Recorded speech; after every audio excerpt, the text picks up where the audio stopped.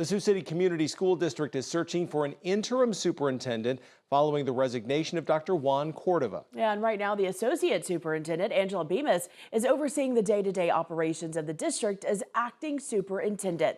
KTV's Connor Trett was at tonight's meeting. Connor, what is the board looking for in an interim superintendent?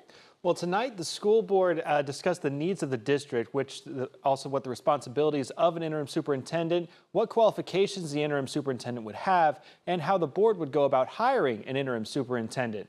A point of contention between board members tonight was whether the position would be open or closed. That would determine if the candidate who fills that interim superintendent position would also be able to apply for that full-time position. Board President Jan George says he's in favor of keeping the position open.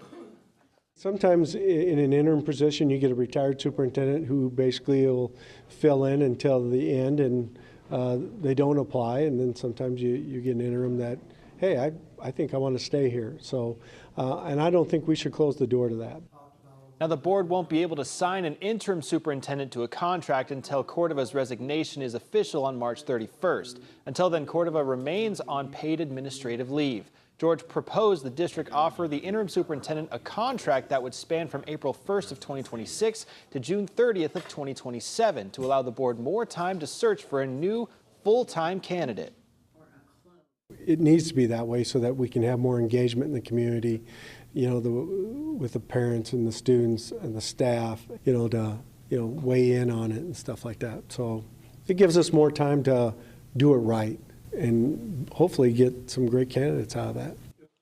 The members of the board said that they would be open to looking internally for candidates for the interim superintendent position, but to be eligible, those candidates would need special licensing or the ability to get that license. When asked how many people in the district are currently eligible, Jan George said he wasn't sure, but he believed that there are a few candidates within the district that the board could look at. The board will talk more on the search for an interim superintendent during a work session set for 4 p.m. on Monday, February 9th. That meeting will be open to the public. KTV's Connor Trett in studio for us tonight. Connor, thank you.